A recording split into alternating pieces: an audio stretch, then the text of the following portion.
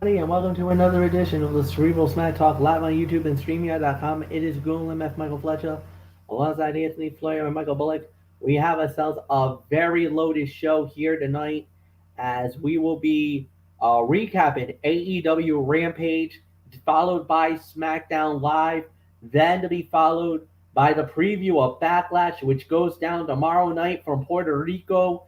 And then, of course, we will also have the Celtics chat tonight as we had game three of the Eastern Conference semifinal between the Boston Celtics and the Philadelphia 76ers. So, like we said, we have a lot to talk about. And we're just not going to waste any much more time here. So, with that said, we're just going to dive right on in and start it off as we had AEW Rampage starting out. And here we go. So, with that said, let's see. All right. So, we started out Rampage here tonight. And what we had was uh, El Hijo de Vecino, Benta Izero Miedo, and Rey Phoenix. They went up against Powerhouse Hobbs, QT Marshall, and Aaron Solo. And when it was all said and done, it was the face team of the Lucha Bros and El Hijo de Vecino. They won the match in roughly 12 minutes. This was pretty good. Solid fight, enjoyable match to kick it off. Like I said, I thought it was a solid fight, and I really enjoyed it. So this was, I would probably say, about maybe about 3 stars to jump it off. And yeah, I really had nothing else to add. So Anthony Florio, it is all yours. Well, I'll tell you what, Matt, everyone meshed together pretty well to make this a fun opening bout. They were given 2 segments, so they had plenty of time to give all 6 men their own moments to stand out. Powerhouse Hobbs was definitely the star for his team, but all 3 men on the other side of the ring shined as well. Nobody will call this the match of the year, but it's one of those bouts that would fit well on any show in any place, whether that's the opening match, middle of the show, or even the main event. While Hobbs he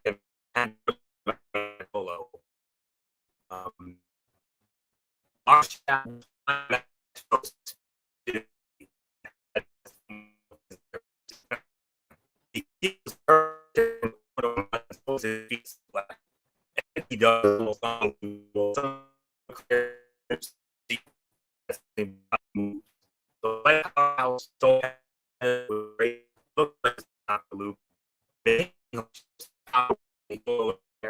during a crossbody attempt. I'll give it about 3.25 stars for the effort here. So not much more to say here. Phenom, Michael Bullock, fresh off another one of our legendary Smackdown chats as always. Your thoughts on this opener, on this special start time Rampage again here tonight? Yeah, I'll give it about 3.25 stars. I thought both competitors looked real good here, and yeah, no surprise of the outcome with this match here. So yeah, there's really nothing more to say. So let's move on, Pledge. All right. With that said, we do indeed move on.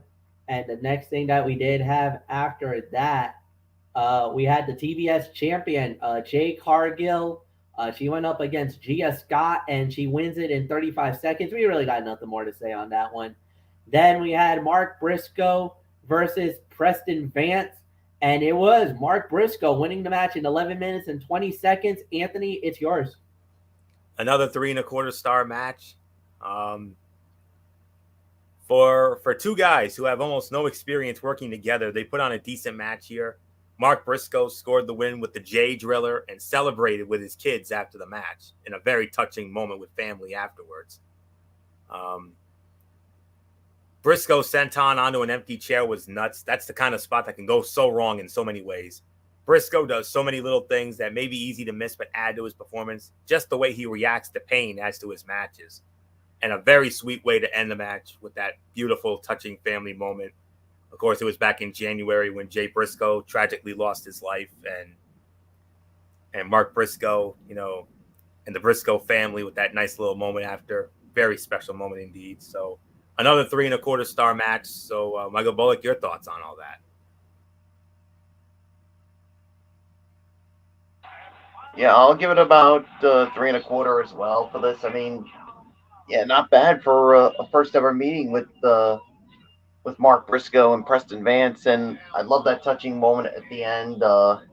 So yeah, there's really nothing more to say. It's your Sledge. Yeah, a solid match. I say that as well, and no arguments from here. I thought it was incredible what they did. So yeah, it was basically amazing, and it was perfect. So 3 stars, no doubt about it. Main event of the evening was the firm deletion, as they called it, as it was the Hardys, Hook and Isaiah Cassidy against Stokey Hathaway, Lee Moriarty, Big Bill, and Ethan Page.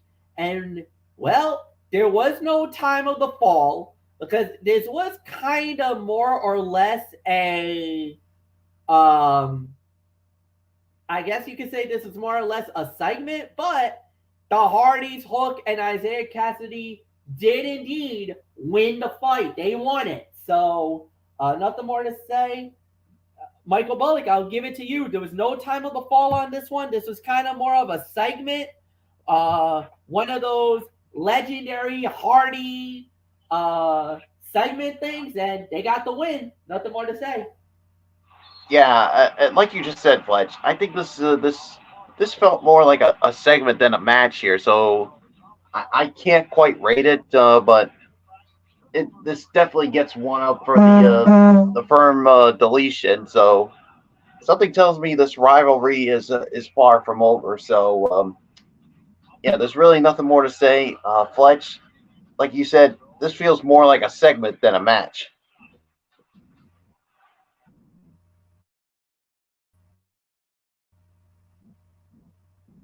Yeah, it was. It was. I totally agree with that. I thought it was a segment more than a match, but it served its purpose. I thought they did a really good job with it. I thought it was solid for what it was worth, and yeah, there's really nothing more to add here. So, Anthony, it's yours. It wasn't the strongest deletion match we've seen, but it wasn't bad either. It felt right in the middle of the pack. Matt Hardy getting the win for his team, but Jeff immediately took off. We saw him outside and celebrated.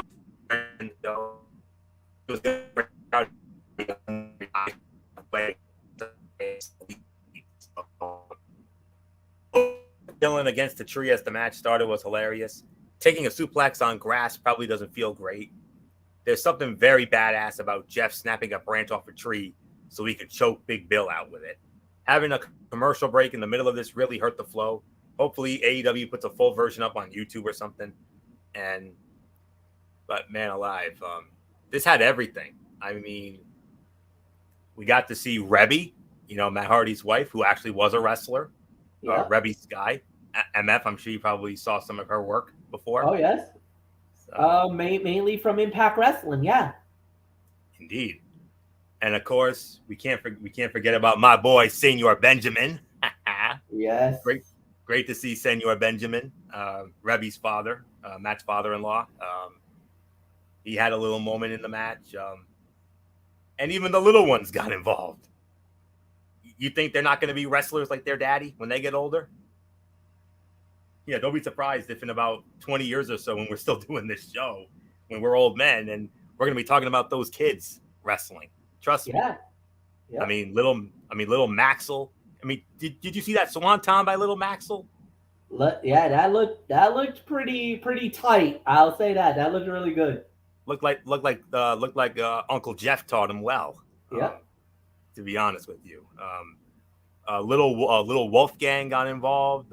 Even the little daughter got involved, as like a little bit of a distraction for Stokely. But seeing the kids beat up on Stokely, I mean, that's going to get a laugh from so many. And I mean, those matches were always so fun to watch.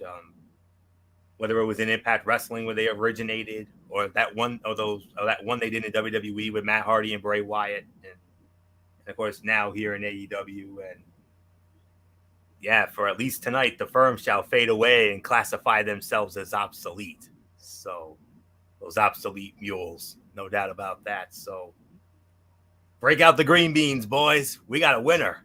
So, yeah. So, nothing more to say on that. So, it's obviously going to be a no rating here, but it was definitely fun to watch, and it conjured up so many great memories for me because I loved watching these matches.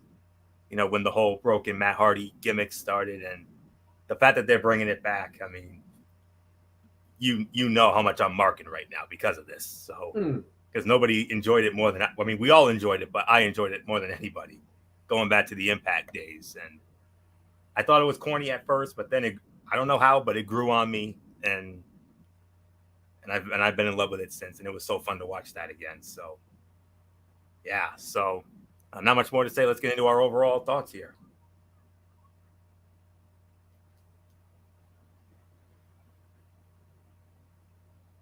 All right. Overall, not bad of a show. Could have been better. I thought it was all right. There's really nothing more to say. This was about maybe 6 out of 10.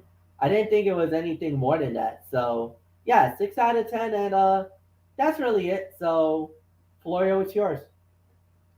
I'm actually going to be a little more generous and give it 7. I mean, because we only had one bad match, and all the other matches were solid to good.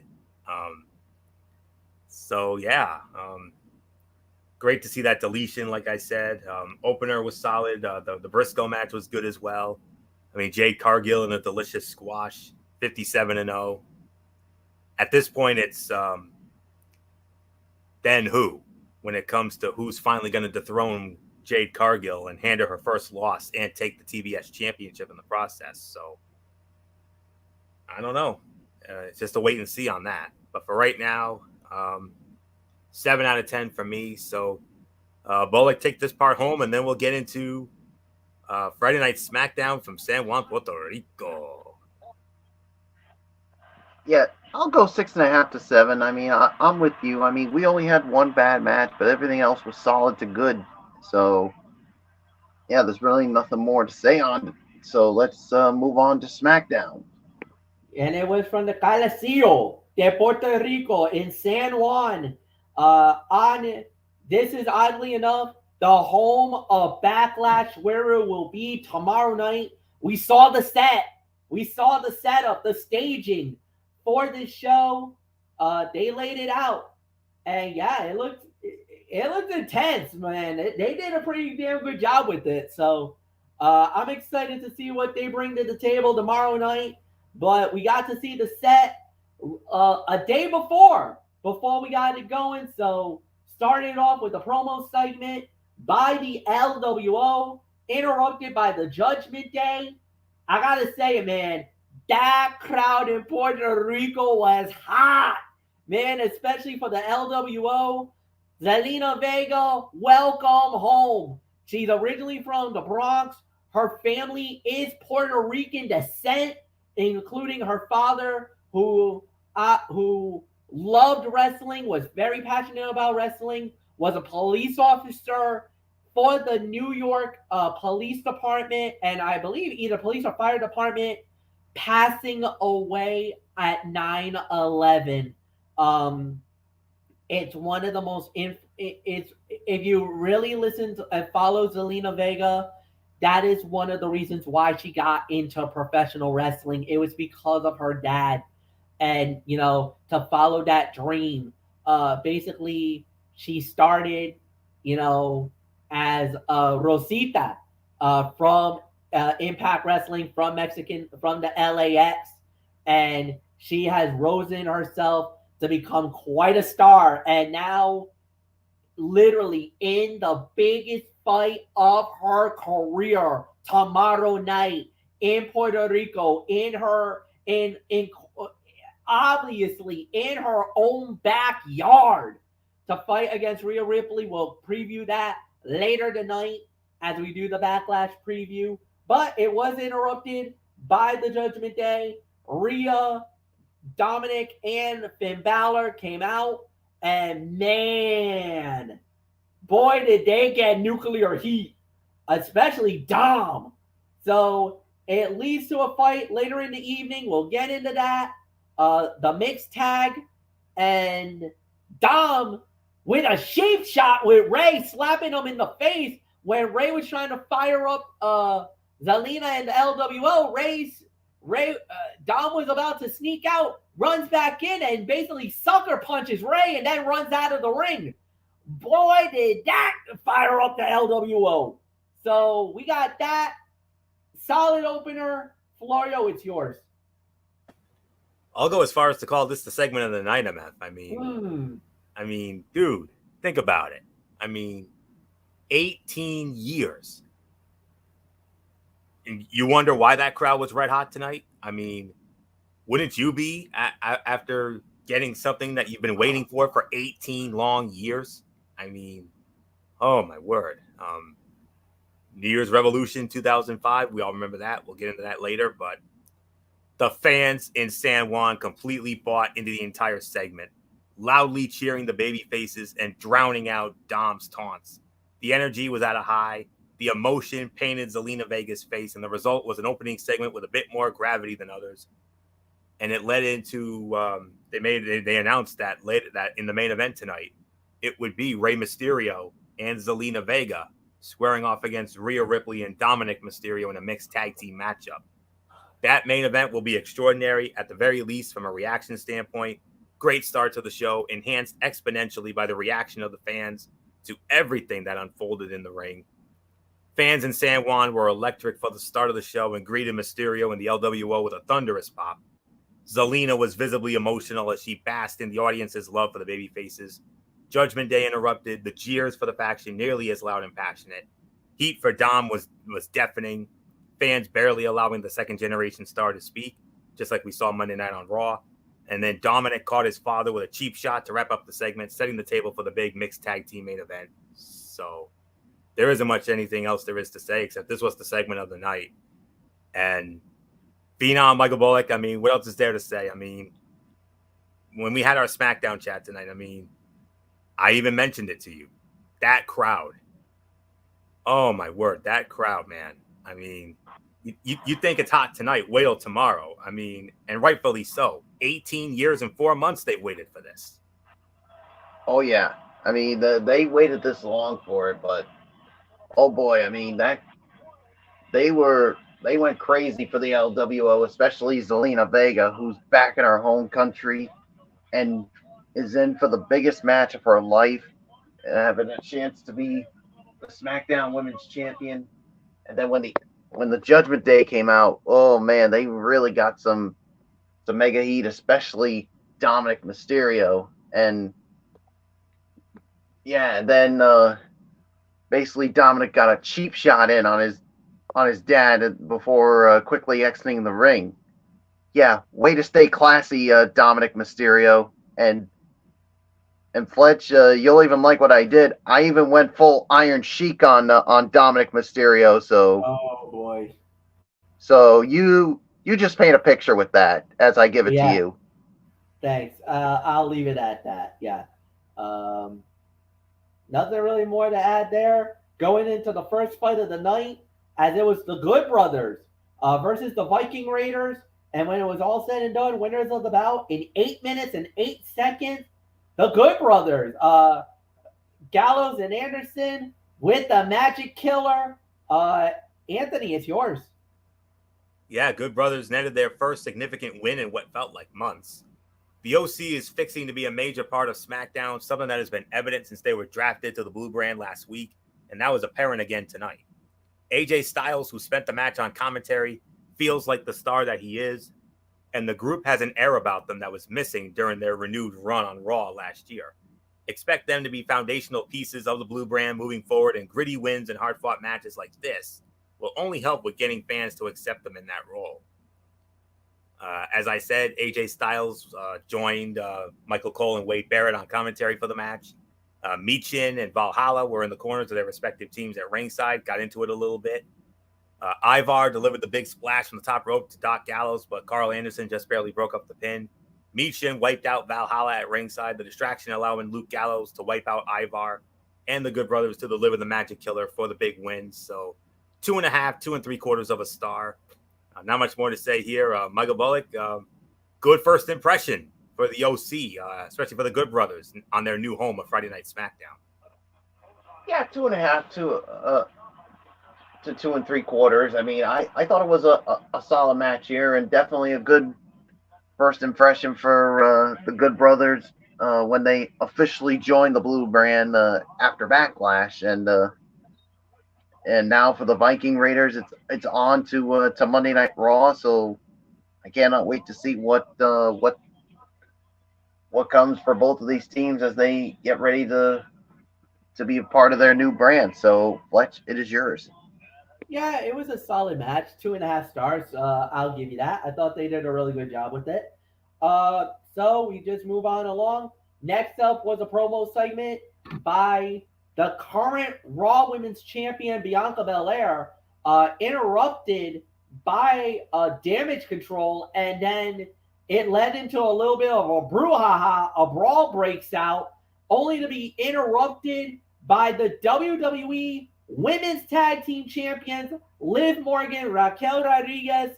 Unfortunately, this will be the last time Liv and Raquel will be on SmackDown, only as long as they are the tag team champions. But because of the fact that they were drafted by Monday Night Raw, so they are Raw bound. So very soon, those titles will go back to Raw. Raw will have possession of the titles, but only once until SmackDown gets their hands on it again, which could happen at any time. So nothing more to say. I believe this goes to Michael Bullock. So Bullock, give us your thoughts on the little segment. Yeah, I mean, basically, I thought it was an all right segment. I mean, basically, Bianca was promoting her matchup against Io Sky at Backlash, and of course, being drafted to SmackDown. And then, of course, you had Damage Control coming out. Of course, Bayley, of course, talking, and of course, she even called out Michael Cole. So, yeah, I mean, for Michael Cole, that's probably like, I gotta deal with this witch again. I mean, yeah. All I can say is good luck to Michael Cole. You're gonna need all that. I mean, having to deal with her, and but then basically, I mean, it was gonna be a 3-on-1 beatdown, and then the women's tag team champions came out to aid Bianca Belair. So yeah, there's really nothing more to say. It's yours, Fletch. Yeah, no doubt about it. Solid to say the very least. But it was a good match. It was a good fight. I'll say about maybe 2.5 stars. Could have been better in certain areas, yes. But I mean, it was the crowd was pretty good for this one. So I mean, it's gonna be interesting to watch how this is gonna play out. And remember, Io versus Bianca tomorrow night. We will get into that a little bit later on for the Raw Women's title. So with that said, Anthony, quick thought. Did you put a star rating on this segment, MF? Yeah, why not? I thought it kind of felt like it. Whatever. I'm amped up for tonight. I don't blame you. I mean, it is Puerto Rico and the big event tomorrow. Yeah. But considering that this was a segment and not a match, one interesting caveat did come out of this. Michael Cole reiterated that with a win tomorrow night, Bianca Belair would become the longest reigning Raw Women's Champion in WWE history. Yep. But I got to be honest, it was kind of an in-the-middle segment. I mean, because it did little to establish Io Sky as a legitimate threat, and worse yet, did not create much hype for the title match tomorrow night. As a result, the EST is likely to break the record and retain her championship, but it will mean less than it would have with an otherwise stronger opponent in a more meaningful match. But they did set the stage. Next week on SmackDown, MF, you're actually going to get to see the women's tag team champions, Liv Morgan and Raquel Rodriguez, because they're going to be in a title defense against Bayley and Dakota Kai next week in Knoxville, Tennessee. on that first SmackDown of this new era. So who knows? Could Bayley and Dakota bring the belts back to SmackDown? Very possible. You never know. So we'll find out. But Michael Cole reiterated that a win for Belair at Backlash tomorrow night would make her the longest reigning women's champion in this era. Bianca said, no matter what brand I'm on, I'm always going to show up and show out. Bayley claimed in response to Belair claiming that the blue brand holds a special place in her heart. Bayley said, I made you on this show. And then Io launched herself off the top rope with a drop kick and joined her damage control teammates in a beatdown of Belair before the tag team champions Liv Morgan and Raquel Rodriguez made the save. So, so segment here, middle of the road thing. So not all that. It was solid, but not overly spectacular. So with that, MF, this next match here, I know it's gonna. Well, actually, no, because we had ourselves a tag team match, playa. You got one team that's now exclusive to SmackDown, while the other is exclusive to Raw. Yeah, as it was Ludwig Kaiser and Giovanni Vinci of Imperium versus the Street Profits. Profits wins the match 4 minutes and 33 seconds. This is one of those that you like to call fun little sprints. This is exactly what it was. A fun little sprint. Could have been a lot more better. And it was a solid match. I thought, maybe a 2-star bout. Could have been a lot more better in certain areas, but it is what it is. There's really nothing more to add. And yeah, Florio, it's yours. I'll be honest, MF. When I saw these two teams coming together, I was thinking to myself, this was going to be a fairly decent match. I thought this was going to have somewhat of banger potential here, but unfortunately, that's not the case. It was a fun sprint of a match, yes, that put over the prowess of the heels, but ultimately highlighted the resilience of the babyfaces, not to mention their awe-inspiring feats of athleticism. What it meant and how long WWE can resist the urge to split Montez Ford and Angelo Dawkins and move into Montez Ford's singles push remains to be seen. Imperium executed a crafty tag right off the bat and took the fight to their opponents, and Ford and Dawkins picked up the win by way of the latter's jaw-dropping from the Heavens Frog Splash to Giovanni Vinci. As we all know, another good first impression here. OC had a good first impression. MF, the Street Profits, good first impression for you guys now. Of course, we've got Imperium coming to Raw. Not just the Kaiser and Vinci, but also Gunther, the reigning himself. Yep. And that means the on the red brand after a very long time. It's been forever since we've had that title on our show, but you know me, and you know my history, and you guys know how much I love that title, and it's going to be great to have that. And of course, one of the best things about Imperium, especially when it comes to Imperium's entrances, is when the beautiful Samantha Irvin does her intros for these guys. And guess what? Samantha Irvin is going to Raw now. So, yep. MF, I know we talked about that. I think it was on Ridiculously Raw this week when her fiance Ricochet and Braun Strowman were drafted to Monday Night Raw. And, well, in late breaking news, they announced that we're going to have a ring announcer swap.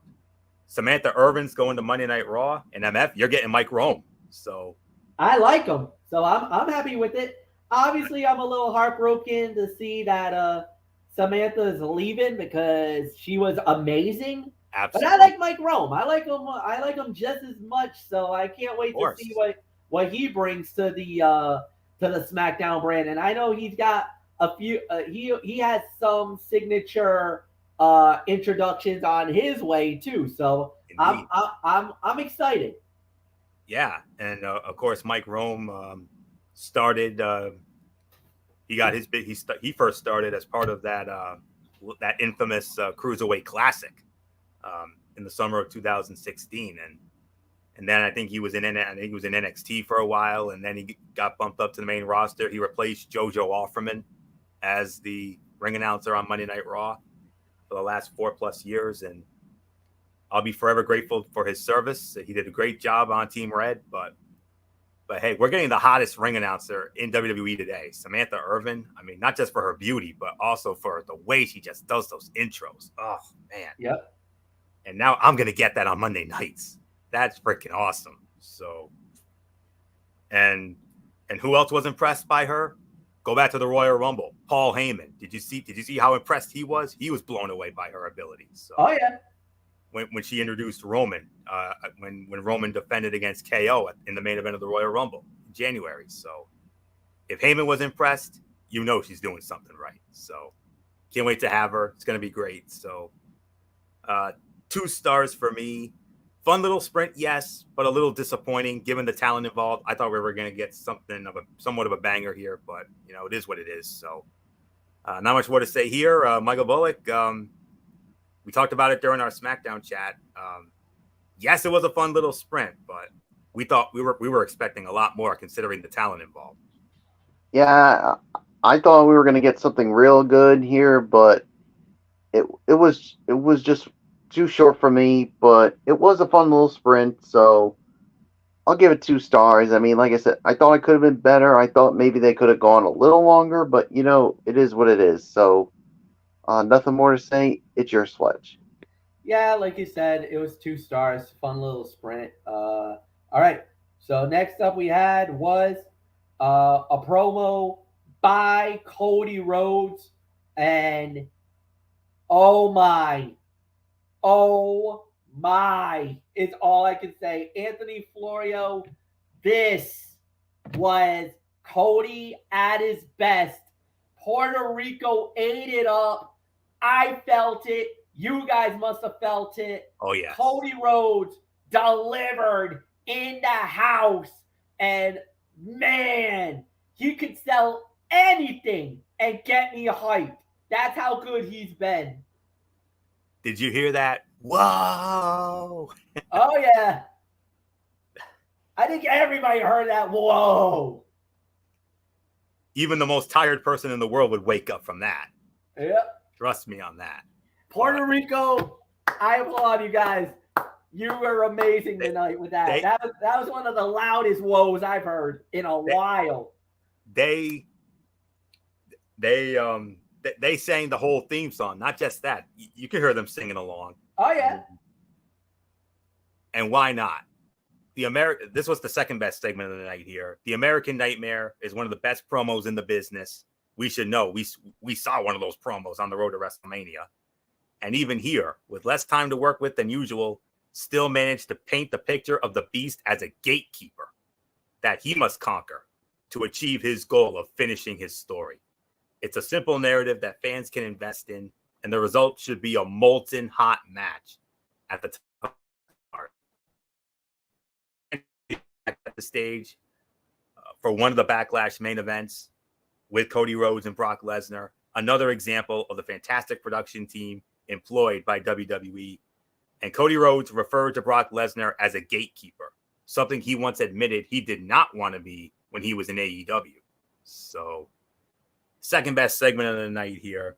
It's only because that opening segment was just so hot.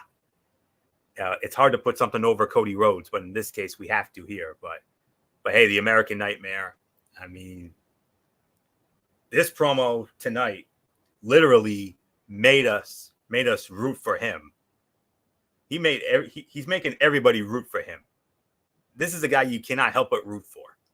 I mean, after coming so close to finally ending the reign of terror of the Tribal Chief at WrestleMania, and we all thought it was going to happen, but boy, howdy, it did not. Now he's going in for what will literally be the fight of his life against the Beast, Brock Lesnar. Michael Bullock has gone on record many a time saying, he quoted Michael Cole from WrestleMania 30 with Daniel Bryan and Triple H saying, on paper, this should be a mismatch. And in a way it is, because Brock Lesnar, been there, done that. 10-time world champion, 2-time Royal Rumble winner, a Money in the Bank. I mean, he's on his way to the Hall of Fame, whether you like the guy or not. And I don't know what else there is for me to say on this that hasn't been said already. the beast is. I mean, this is the. I mean, out of all the matches on this card, this is the one I have the most vested interest in because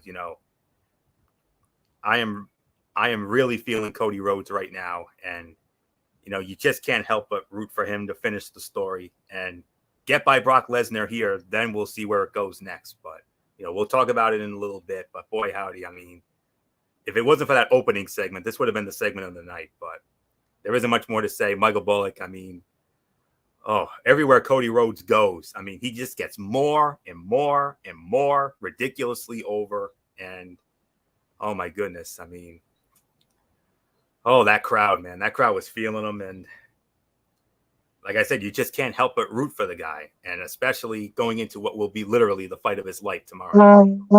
Oh yeah, this is definitely going to be the fight of his life. And I mean, Cody Rhodes is just so over, not just here in the U.S., but all around the world. And you're seeing why. I mean, the crowd was just literally singing along with Cody Rhodes' entrance theme and how he got the crowd all fired up and saying that Brock Lesnar is the gatekeeper and he needs to go through him to be able to finish his story.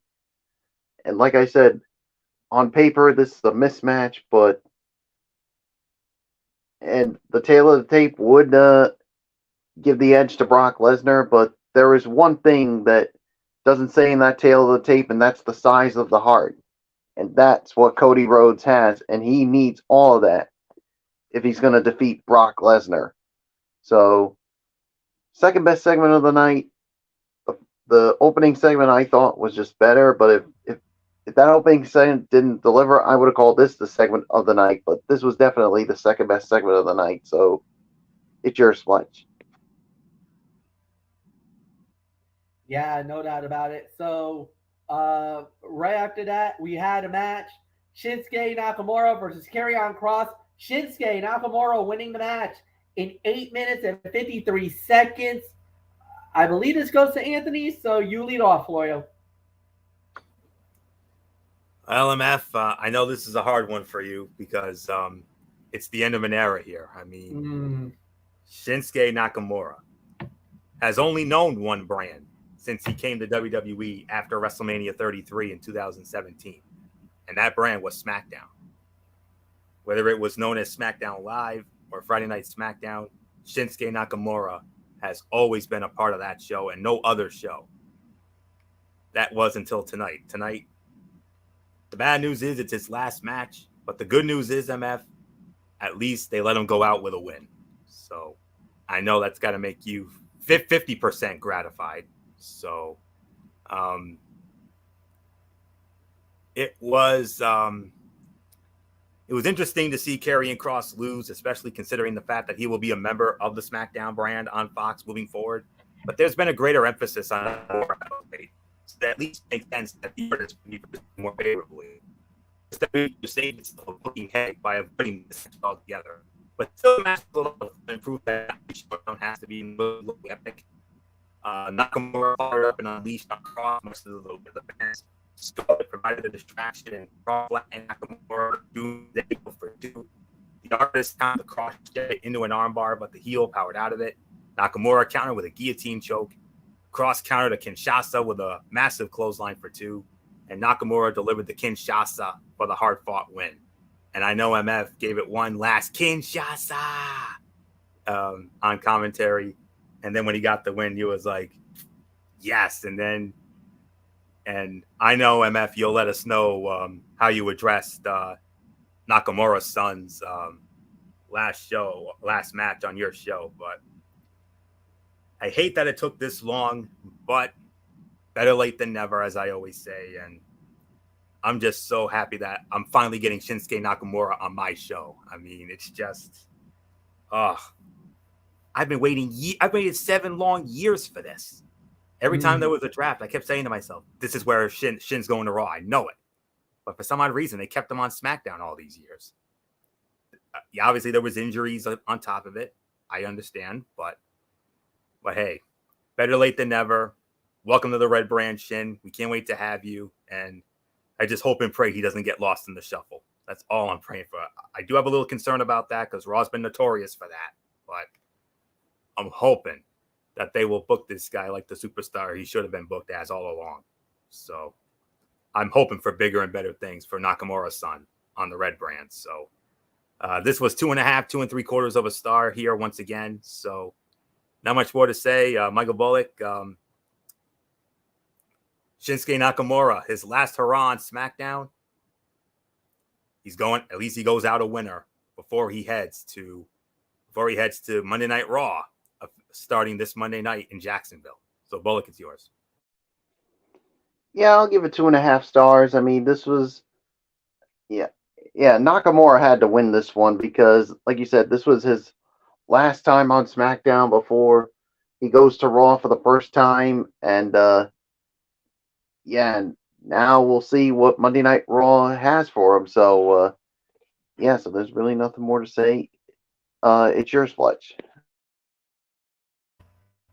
Yeah, man. Yeah, this was hard for me because you know how I feel about Shinsuke. Followed him all the way from New Japan Pro Wrestling, one of the greatest wrestlers in New Japan, former IWGP Heavyweight Champion, former IWGP Intercontinental Champion, one of the longest reigning IWGP Intercontinental Champions in the history of the company. Then through NXT, now in WWE, all those years on SmackDown Live. Anthony, you alluded to it, the 7 years that he was there on SmackDown. And now this was the swan song for me. And it was emotional. Seeing Nakamura leave, yes, he got the win. And then it was a little bit emotional for me because this was the last hurrah for me to see Nakamura on SmackDown. So, the artist formerly known as Shinsuke Nakamura off to Monday Night Raw, and he's going on a heater, man. He's got some momentum, got 2 big wins already since coming back, since fighting the Great Muta on January 1, Pro Wrestling Noah. His final fight, he fought against Muta, beat Muta. So I mean, Nakamura's had a really good 2023 already. So he's already on the upward trajectory. Nakamura is when it comes to that. So now that he's heading up to Monday Night Raw, maybe an outside shot at the World Heavyweight title. I don't think he's gonna win it, but he definitely has an eye on that. Or could he be the one to knock off Gunther and maybe capture the Intercontinental Heavyweight title? Former Intercontinental Champion in his own right. As a matter of fact, he's the one that kind of brought that belt into the company. That newly minted IC title was Nakamura's. He was the first man to have his hands on that belt, if you remember. So, we'll see. So, nothing more to say. Main event time, as it was the mixed tag team fight. Rhea Ripley and Dominic Mysterio versus Rey Mysterio and Zelina Vega. And it was Rey Mysterio and Zelina Vega winning it 9 minutes and 35 seconds. But the celebration was short-lived because of the fact that Damian Priest jumped the ring, attacked Rey, and that led to a beatdown where Judgment Day was getting the upper hand on the LWO. Oh, no. It was short-lived. Bad Bunny, San Juan, Puerto Rico's own Bad Bunny hits the ring. The place goes bonkers. He hits the ring. He clears out the whole Judgment Day, clears them all out. And then the biggest moment of the night and what got the fans absolutely nuts, Bad Bunny was presented a shirt, an LWO shirt. Bunny puts it on. The crowd goes bonkers. Bad Bunny is now LWO Sin Límite. Forever is where he's going. My goodness, what a night. What a way to close it. Mike Bullock, it's yours, my friend. Ray and Zelina gets the win. It was Ray beating Dom, so measure of revenge there from earlier in the night. And then Damian Priest tried to give the Judgment Day a leg up. Oh no. Bad Bunny comes in, and now Bad Bunny is LWO for life. Oh yeah. I mean, I'll give this about maybe 3 stars for this main event. I mean, yeah, this was a fun match here. I mean, Ray getting a little bit of retribution from earlier in the night, but as soon as Damian Priest showed up, you're thinking, yeah, the Judgment Day is going to dominate the LWO again, but oh no. Bad Bunny shows up with the rest of the LWO, and let's just say, Fletch, that Bad Bunny made Dominic Mysterio his bitch after whipping him with the kendo stick. Couldn't have happened to a nicer person. But Damian may have been able to run, but he ain't gonna run from Bad Bunny tomorrow night in that San Juan street fight. And man, I can't wait to see this one. This is the one I'm gonna have a major interest in. But like you said, the big moment was when Bad Bunny was presented an LWO shirt, and he puts it on and now is part of the LWO brand. So great way to close the show. So it's yours, Fletch.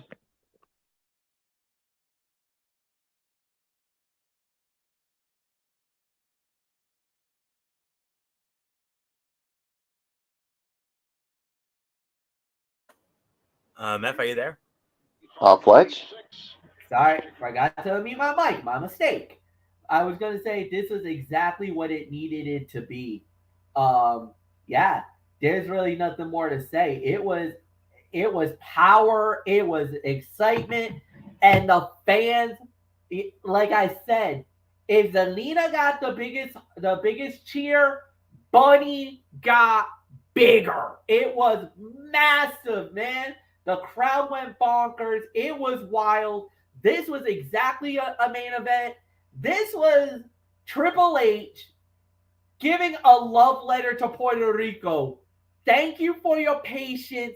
Thank you for your motivation. Thank you for the love and the support that you guys have given us week after week after week. And we are sorry we waited 18 years to do this. And we promise you, we are going to deliver a weekend you will never forget. They nailed it tonight. This brings great momentum into tomorrow night. And that's exactly what that needed to be. So nothing more to say. Anthony Floyo, 3 to 3.5 stars for a crazy main event. And it's all yours. 3 to 3.5. Wow. A lot to dissect here. Tonight's show wrapped up with a red-hot mixed tag match that saw Rey Mysterio once again avenge months of disrespect by his son Dominic by defeating the ungrateful, spoiled brat and securing the win. Zelina Vega, ahead of the biggest match of her career tomorrow night, gave Rhea Ripley all she could handle while suggesting it may not be quite the cakewalk the Eradicator expected come tomorrow night. Of course, the match was almost secondary to the arrival of Bad Bunny, after it, as the pop megastar, made the save for the baby faces and had one last stare down with Damian Priest ahead of their San Juan street fight at Backlash. And an interesting news bit that came out of that. According to something that we follow religiously on Facebook, Dirt Sheet Radio is reporting that WWE is heavily considering this match to be the main event of Backlash. Think about that. It should. Okay. I think the rivalry enough. I think the the bad blood between Bunny and Damian Priest, and especially after what happened tonight, this should be the main event. I agree. All right, Dirt Sheet Radio. There you go. So, but bottom line, a strong main event, an electric crowd, and the raw emotion of Zelina Vega competing in Puerto Rico for the first time helped elevate this one. Fight of the night here, no question about it. Vega and Ripley worked a great big versus small sequence early, not unlike something Ray would have worked with The Undertaker or Batista just over a decade ago. Ripley missed on a blind charge into the corner, allowing Vega to create separation and make the hot tag to Ray. Ripley attempted to halt the 619, but Vega pulled her from the apron, and Ray delivered the move. Ray scored the win for his team, but Balor joined Dominic for a beatdown of the Hall of Famer. Priest joined in before Bad Bunny made the save, drawing the biggest pop of the night as he hit the ring with the LWO. Priest stood unfazed, staring down Bad Bunny, daring him to bring the fight. Dominic interjected himself, and Bunny blasted him with a kendo stick, allowing Priest to escape and stare a hole through Bad Bunny to close the segment. 3.25 to 3.5. This was the fight of the night, no question about it. And then everything else after, they sold that thing perfectly. And I don't know what else there is to say here. Great end to a very festive night, no question about it. So, Bullock gets this, right? So, I think Bullock led off. Or did he? Oh, you started it. Okay. Yeah, Bullock led off. All right. So, so with that, I believe it's off to the overall review. 8 to 8.5 is my rating. Puerto Rico, unbelievable. You guys killed it tonight. Bring that fire, bring that intensity, bring that energy tomorrow night, and we're gonna have ourselves an all-timer in Puerto Rico. I got a really good feeling about this show tomorrow night now, especially now that we got that little taste of it here tonight. I can't wait, man. This is gonna be wild. So I really got nothing more to say. Floyo, it's yours. Slight overrate, but I'll meet you in the middle. 7.5 to 8 for this show tonight. I mean, that main event was obviously the fight of the night. Had a couple of other solid matches, a fun little sprint, and 2 very good segments with that opening segment with the Judgment Day and the LWO, and of course the Cody promo. The women's segment was solid, not overly spectacular. So I loved it. 7.5. I'll take it home and the Backlash.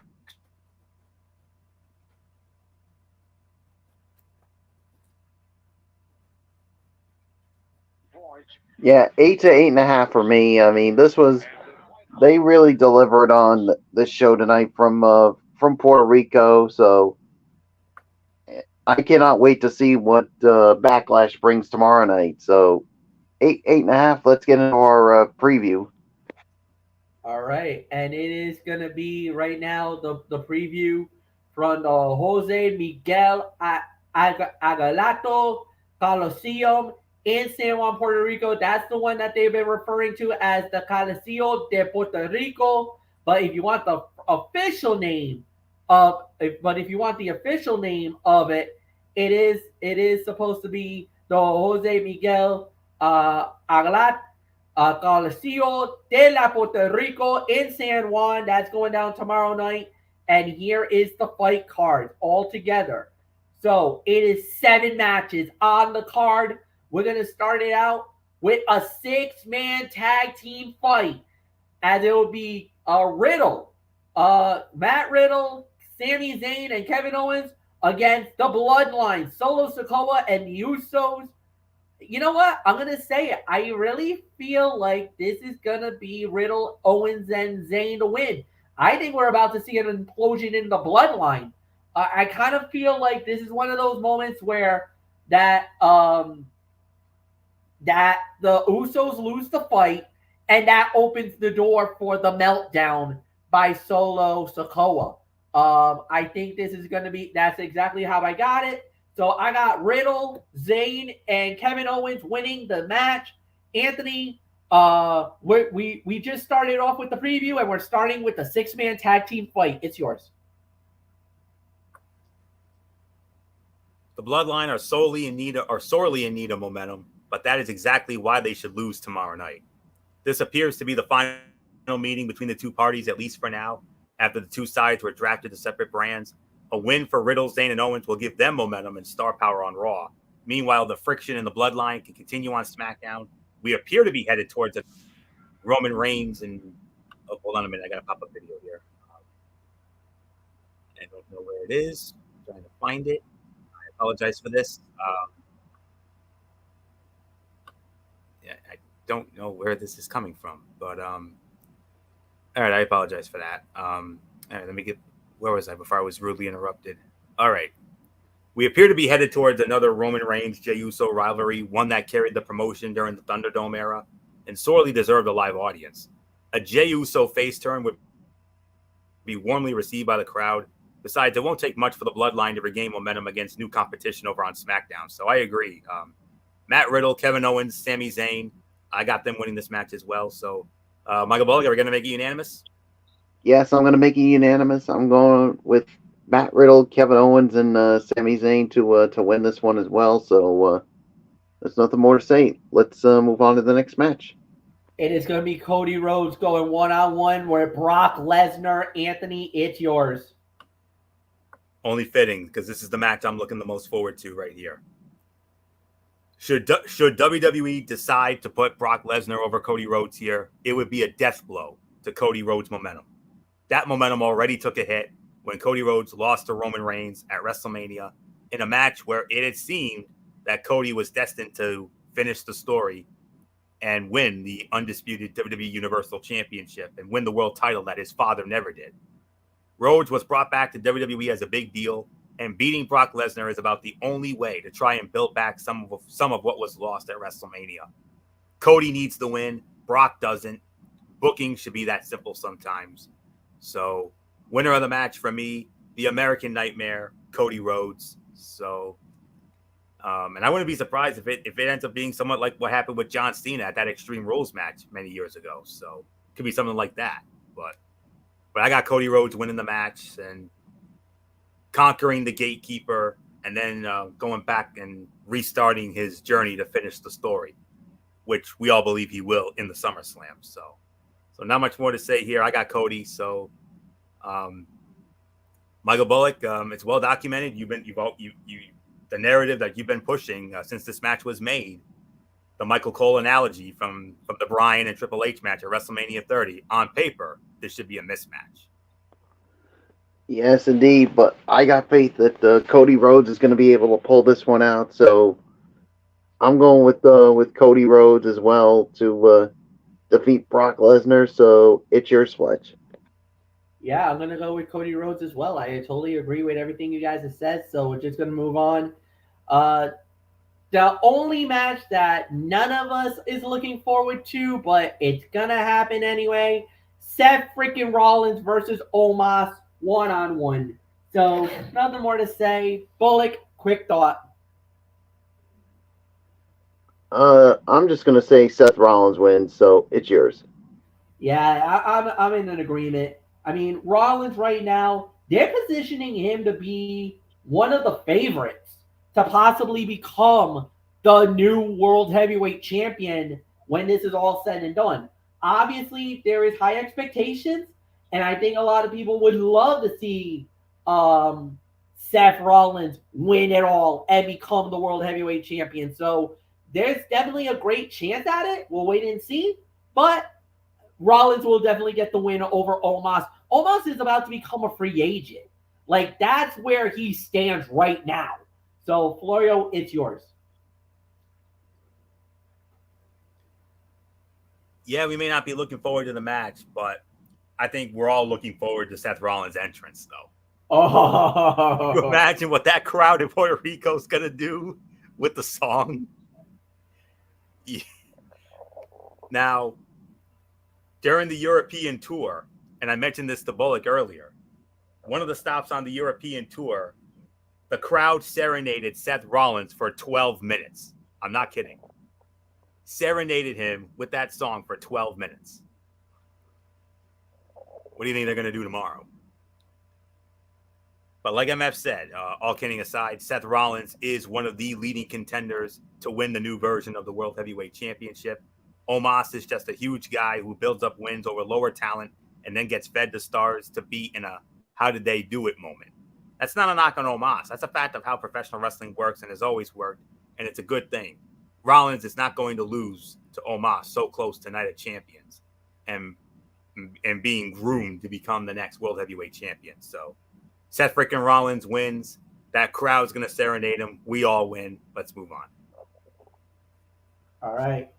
From here on in, guys, other than the one that I believe that is going to be the main event, it's all championship fights. Starting it off with the United States heavyweight title now will be exclusive to SmackDown Live starting next week. Austin Theory, Bobby Lashley, and Bronson Reed going into it. All right. By default, Reed is automatically out. He's not going to win the title. There's no way. Lashley or Theory? This is going to be very interesting. Now, there's some people that kind of feel like Theory's going to win it because there was talk that after WrestleMania, Theory was going to get a monster push. Maybe this is the setup for him to do it. Who knows? Bobby Lashley, though, I mean, you want to give Lashley a mega push? He just got drafted to SmackDown, if I remember correctly, which is a big get for us. I'm excited we got Bobby Lashley.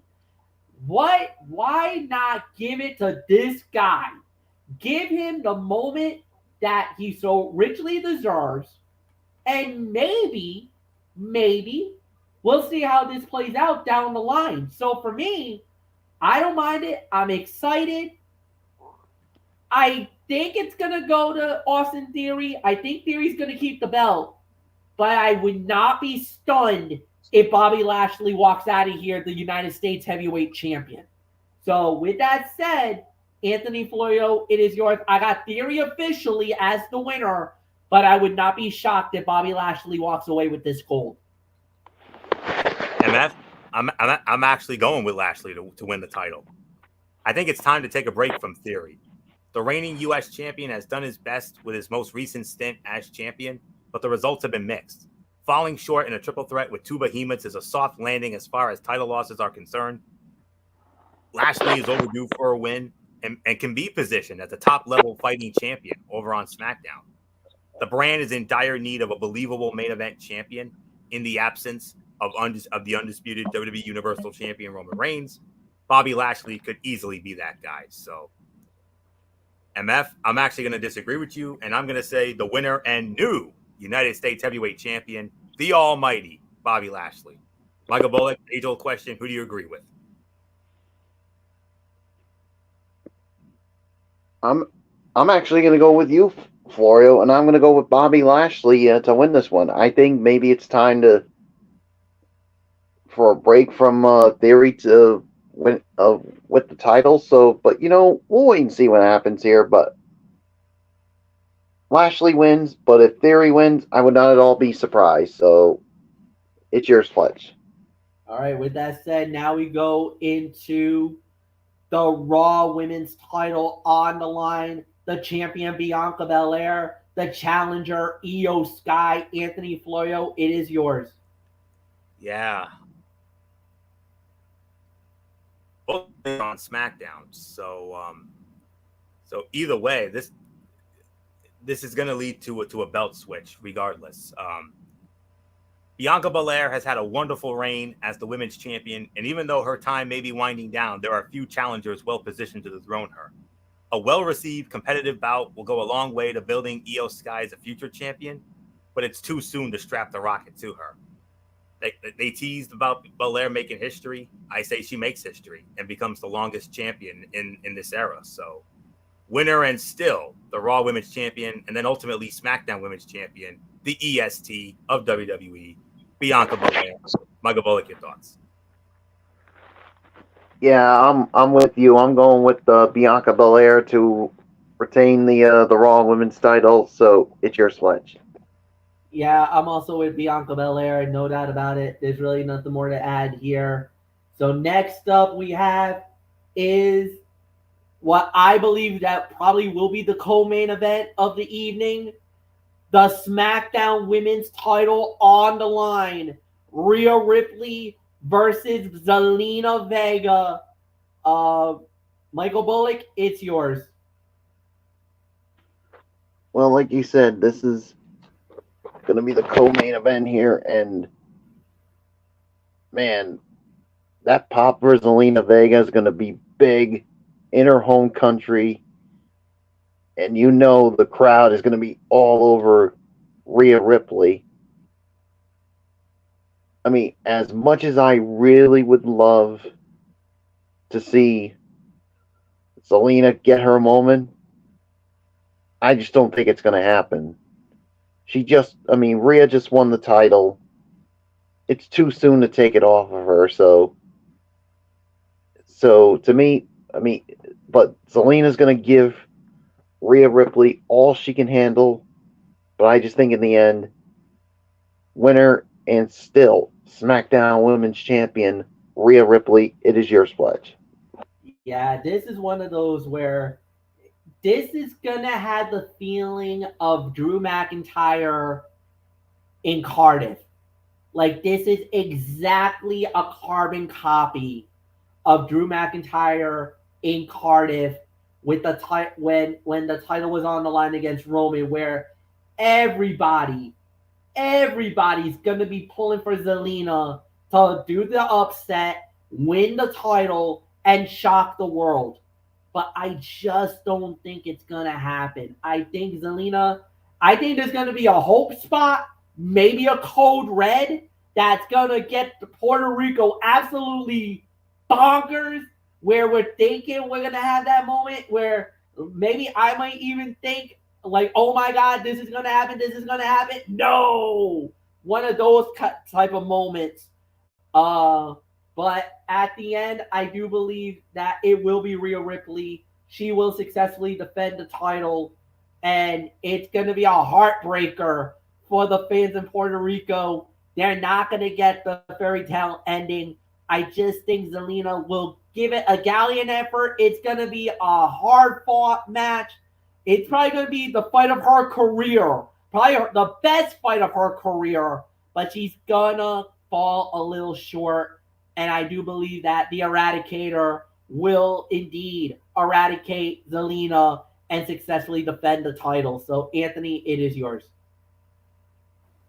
Yeah, there are a few women on the roster with as much momentum as Rhea Ripley.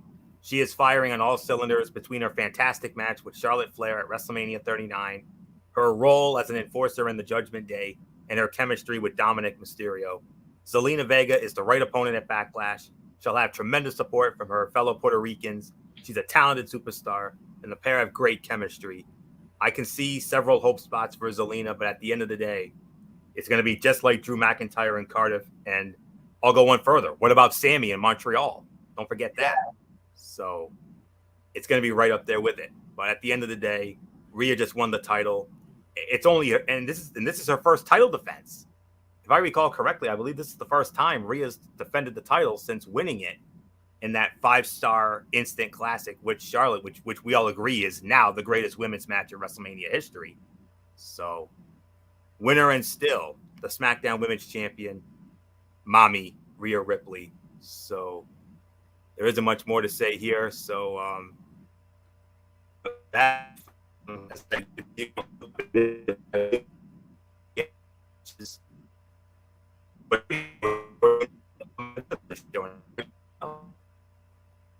Yeah, it now leads us into the main event of the evening, as it will be Bad Bunny going one-on-one with Damian Priest in a San Juan street fight. So there's really nothing more to add. Anthony Floyd. Oh, actually, I believe it. Yeah, I believe it does go to me first. So I gotta say Bad Bunny. Bad Bunny is gonna win the match. Obviously, they're gonna want the fans to go home happy. Bad Bunny, now a member of the LWO, he's gonna get that hype, that excitement. People are gonna go crazy. To me, at the end, It is going to be a hell of a fight, but I got Bad Bunny winning it. So there's really nothing more to say here. Bad Bunny wins it, and Anthony, it is all yours. WWE loves celebrities taking part in their events, and it's so well established in wrestling that you can throw logic out the window when it comes to these matches. Would it make sense for Damian Priest to absolutely demolish Bad Bunny? Yes. But Bad Bunny is likely going to win this match with a little help from Rey Mysterio and the LWO. The show is in Puerto Rico. Bunny is a massive Puerto Rican superstar. This is to send the crowd home happy match. Winner of the San Juan Street fight, it is Bad Bunny. Michael Bullock, take it home, and then we'll get into the Game 3 edition of the Celtics chat. Yeah, I'm going to make it unanimous. I'm going with Bad Bunny to win this one as well. So, that being said, Fletch, let's get into the Game 3 edition of the Celtics chat. Game 3 of the Celtics chat, as it was. This was it, guys. It was pretty big. A must win for both teams. And the Boston Celtics has wrestled home court advantage away from the Philadelphia 76ers. 114-102 the final score. It was really the second quarter that made the difference. And despite Joel Embiid having a great performance and also receiving the most valuable player award there tonight, 30 points and 13 rebounds, Jason Tatum coming back after a poor performance in game number 2, rebounded with a very good performance, 27 points and 10 rebounds, a double-double for him. Jaylen Brown with 23 points in his performance. 6 Boston Celtic players in double figures scoring-wise. That was the reason why they won it. And then for Philadelphia, again, look, when you talk about how they played here, you had Joel Embiid with 30 points, James Harden with 16 points, Maxey with 13 points, Melton with 14, and Ning with 10. But when it was all said and done, it was basically the way that Boston won this game. Look, they shot 44%, a little better from three-point range, even though Philly was better on that. Really, what stood out, there wasn't really much in the way of anything. It was just Boston was better on the fast break. They had points in the paint, 32-28. Turnovers, Boston had 12, Philly had 13. Not much of a difference there. Assists was 25-21. Boston out rebounded Philly 45-42. But as far as it goes, it was just timely shots, timely runs, and some big moments in the way of and a lot more success when it came to Boston over Philadelphia. They just played with such a big stat and big attitude towards the end. That's what got them to the finish line. Michael Bullock, come on in. A great bounce back game for your guys, especially for Jason Tatum. Tatum was very limited, got in foul trouble in game 2, even though Boston blew out Philadelphia. This time around, he did not get in that much trouble, and he played like the all-star that he was. Great performance by him, shutting down Embiid, as Embiid got his MVP trophy here tonight. And Boston, more importantly, now has the series lead 2-1. Yeah, like you said, it was big for the Celtics. I mean, to get that home court advantage back, and I mean, I'll tell you, the Celtics have done a really good job, especially with James Harden. I mean, they held him to a combined 5 field goals in the last 2 games after he went off in game 1. I mean, they've done it. I think the one thing was putting Jaylen Brown on him, and I think it's made a huge difference. And they've made their big-time shots, and I mean, a great job by the Celtics tonight. And yeah, now they are up 2-1 with game 4 on Sunday. Can they take a stranglehold of the series, go up 3-1, heading back to Boston? We'll find out. But yeah, definitely a great performance here. So, Florio, do you have a quick thought? Yeah, I mean, we saw we also, we were flipping. You and I were flipping back and forth with this game between this and SmackDown during our SmackDown chat tonight, and we kept our eye on it. And hey, big win for the Boston Celtics. I mean, with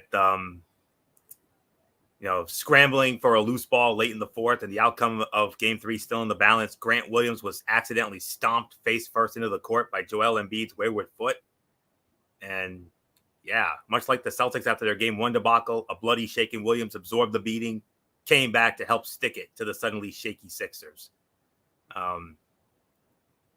MF ran down the essentials. Jason Tatum, 27, Jaylen Brown, 23, and Boston spoiled Joel Embiid's MVP coronation, beating Philadelphia 114-102 tonight to take a 2-1 lead in this second round series. Game 4, Sunday afternoon, 3:30 on ESPN.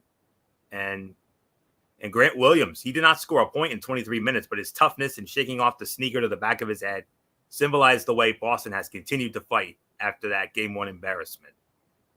Embiid, 30 points and 13 rebounds, second game back from a sprained right knee after receiving the MVP trophy in that pregame ceremony. But Boston gave Sixers fans little reason to cheer again. And you know who was a difference maker here? We had a couple of difference makers here. Malcolm Brogdon, as well as Al Horford.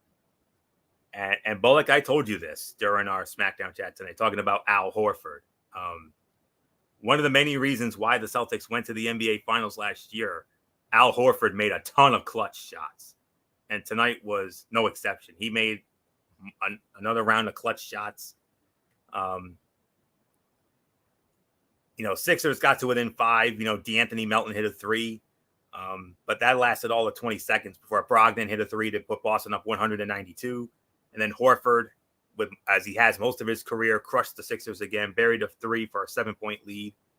And Embiid, forced to try and win it alone with any serious offensive help, missed a pull-up 18-footer. Tatum drained a jumper that all but put the game away. Tatum hit one more 3 for good measure, and the Celtics won their second straight. So must win now for Philly, because you do not want to go back to Boston down 3-1. You don't. So this is a must win for Philadelphia on Sunday afternoon, and we'll see if they can even the series and make Game 5 a pivotal Game 5. But if the Celtics win, then they'll have a chance to close it out and get back to the Eastern Conference Finals once again. So another big playoff road win for the Boston Celtics. They had a ton of these last year, these clutch wins, and that's how the Boston Celtics got to the NBA Finals last year. And they're out to prove that last year was not a fluke. They're looking to, in the immortal words of Cody Rhodes, finish the story from last year. And if they keep playing the way they do, they may be on their way to doing that. You don't know. So, but Game 4, very telling. Must win for Philly.